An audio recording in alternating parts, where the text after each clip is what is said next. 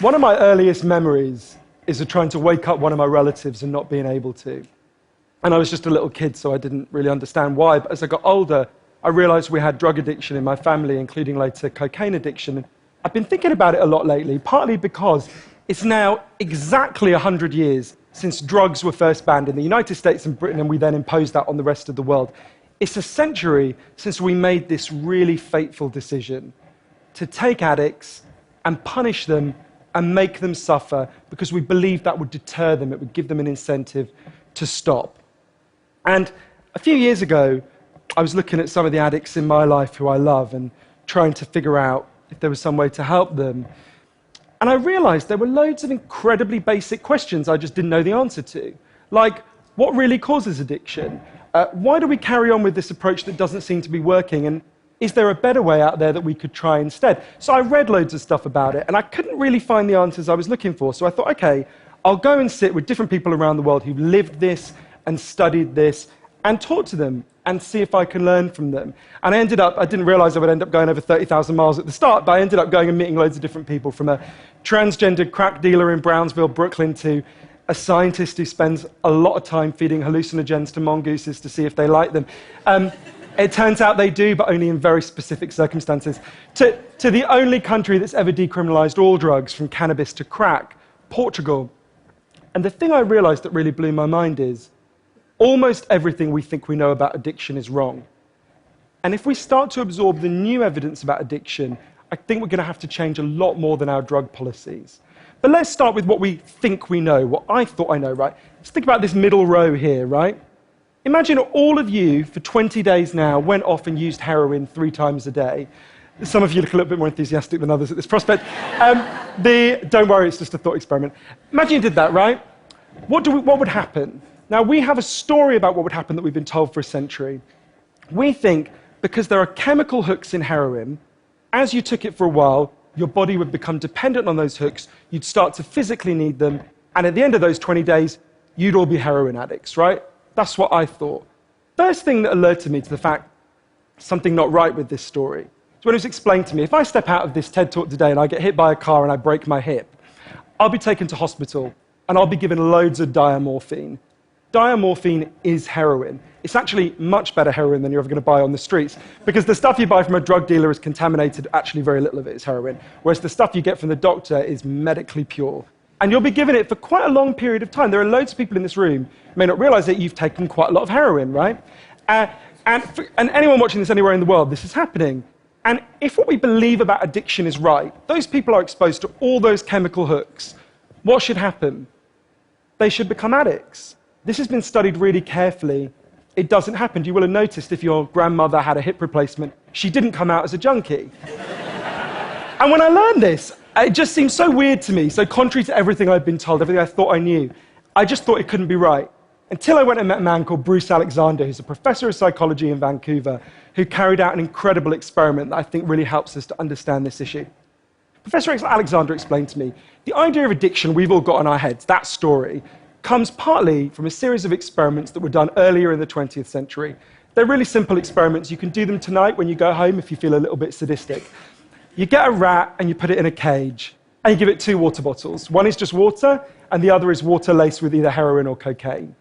If you do that, the rat will almost always prefer the drugged water and almost always kill itself quite quickly. So there you go, right? That's how we think it works. In the 70s, Professor Alexander comes along and he looks at this experiment and he noticed something. He said, we're putting the rat in an empty cage. It's got nothing to do except use these drugs. Let's try something a bit different. So Professor Alexander built a cage that he called Rat Park, which is basically heaven for rats, right? They've got loads of cheese, they've got loads of colored balls, they've got loads of tunnels. Crucially, they've got loads of friends, they can have loads of sex, and they've got both the water bottles, the normal water and the drugged water. But here's the fascinating thing. In Rat Park, they don't like the drugged water.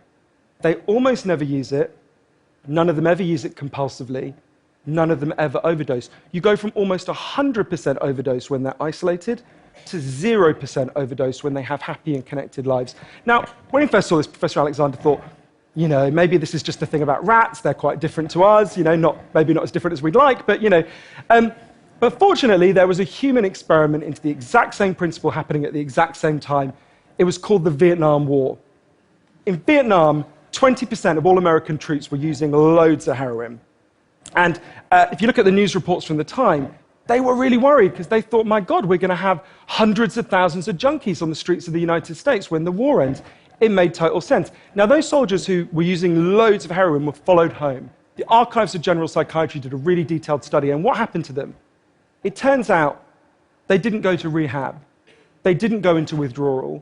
95% of them just stopped. Now, if you believe the story about chemical hooks, that makes absolutely no sense. But Professor Alexander began to think there might be a different story about addiction. He said, what if addiction isn't about your chemical hooks? What if addiction is about your cage? What if addiction is an adaptation to your environment? Looking at this, there was another professor called Peter Cohen in the Netherlands who said, maybe we shouldn't even call it addiction. Maybe we should call it bonding. Human beings have a natural and innate need to bond. And when we're happy and healthy, we'll bond and connect with each other. But if you can't do that because you're traumatized or isolated or beaten down by life, you will bond with something that will give you some sense of relief. Now, that might be gambling, that might be pornography, that might be cocaine, that might be cannabis, but you will bond and connect with something because that's our nature. That's what we want as human beings. And I think, at first I found this quite a difficult thing to get my head around, but one way that helped me to think about it is, and I can see, I've got over by my seat there a bottle of water, right? I'm looking at lots of you, and lots of you have bottles of water with you, right? Forget drugs, forget the drug war. Totally legally, all of those bottles of water could be bottles of vodka, right? We could all be getting drunk, I might after this. But we're not, right? Now, because you've been able to afford the approximately a gazillion pounds that it costs to get into a TED Talk, I'm guessing you guys could afford to be drinking vodka for the next 6 months. You wouldn't end up homeless. You're not going to do that. And the reason you're not going to do that is not because anyone's stopping you. It's because you've got bonds and connections that you want to be present for. You've got work you love. You've got people you love. You've got healthy relationships. And a core part of addiction, I came to think, and I believe the evidence suggests, is about not being able to bear to be present in your life. Now, this has really significant implications. The most obvious implications are for the war on drugs, right? In Arizona, I went out with a group of women who were made to wear T-shirts saying I was a drug addict and go out on chain gangs and dig graves while members of the public could jeer at them. And when those women get out of prison, they're going to have criminal records that mean they'll never work in the legal economy again. Now, that's a very extreme example, obviously, in the case of the chain gang, but actually almost everywhere in the world we treat addicts to some degree like that. We punish them, we shame them, we give them criminal records, we put barriers between them reconnecting. There was a doctor in Canada, Dr. Gabor Mate, an amazing man, who said to me, if you wanted to design a system that would make addiction worse, you would design that system. Now, there's a place that decided to do the exact opposite, and I went there to see how it worked. In the year 2000, Portugal had one of the worst drug problems in Europe. 1% of the population was addicted to heroin, which is kind of mind-blowing. And every year, they tried the American way more and more. They punished people and stigmatized them and shamed them more. And every year, the problem got worse. And one day, the Prime Minister and the leader of the opposition got together and basically said, look, we can't go on with a country where we're having ever more people becoming heroin addicts. Let's set up a panel of scientists and doctors to figure out what would genuinely solve the problem. And they set up a panel led by an amazing man called Dr. João Goulão to look at all this new evidence. And they came back and they said, decriminalize all drugs, from cannabis to crack. But, and this is the crucial next step, take all the money we used to spend on cutting addicts off, on disconnecting them, and spend it instead on reconnecting them with the society. And that's not really what we think of. What they did wasn't really what we think of as drug treatment in the United States and Britain. So they do residential rehab, they do psychological therapy that does have some value. But the biggest thing they did was the complete opposite of what we do. A massive program of job creation for addicts and microloans for addicts to set up small businesses. So say you used to be a mechanic. When you're ready, they go to a garage and they'll say, if you employ this guy for a year, we'll pay half his wages. The goal was to make sure that every addict in Portugal had something to get out of bed for in the morning. And when I went and met the addicts in Portugal, it's fascinating. What they said is, as they rediscovered purpose, they rediscovered bonds and relationships with the wider society. It'll be 15 years this year since that experiment began, and the results are in. injecting drug use is down in Portugal, according to the British Journal of Criminology, by 50%, 50%. Overdose is massively down. HIV is massively down among addicts. Addiction in every study is significantly down. One of the ways you know it's worked so well is that almost nobody in Portugal wants to go back to the old system.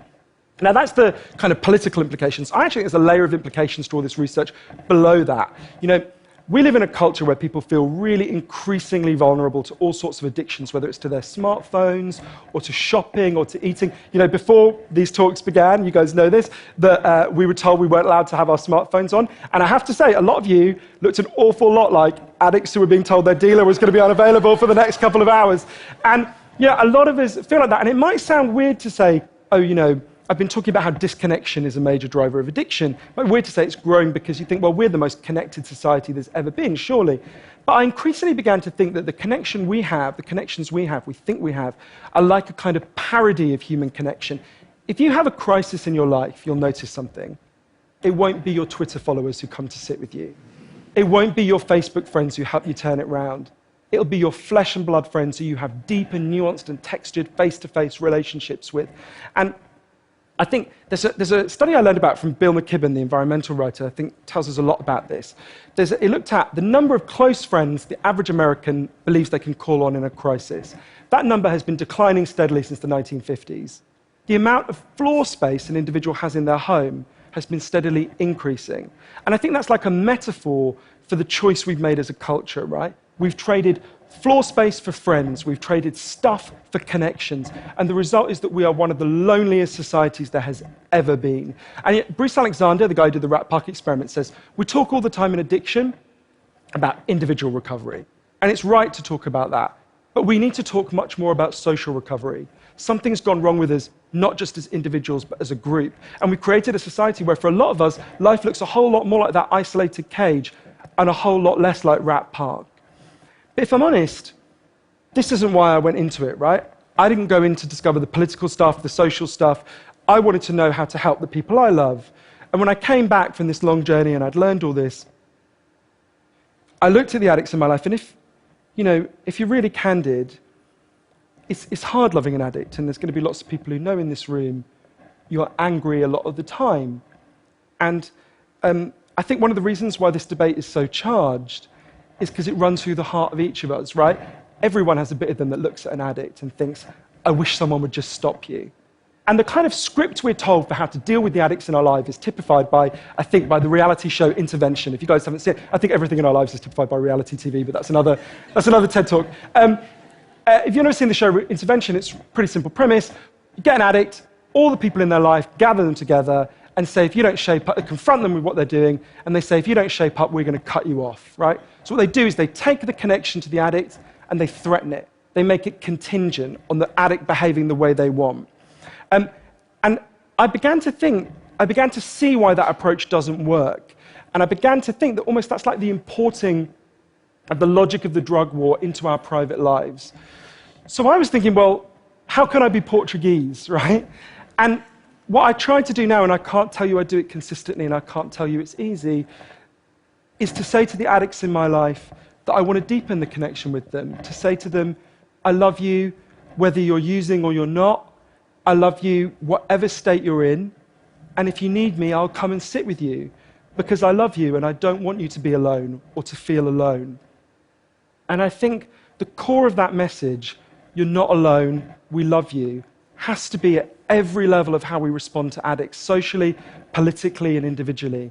For 100 years now, we've been singing war songs about addicts. I think all along we should have been singing love songs to them, because the opposite of addiction is not sobriety. The opposite of addiction is connection. Thank you.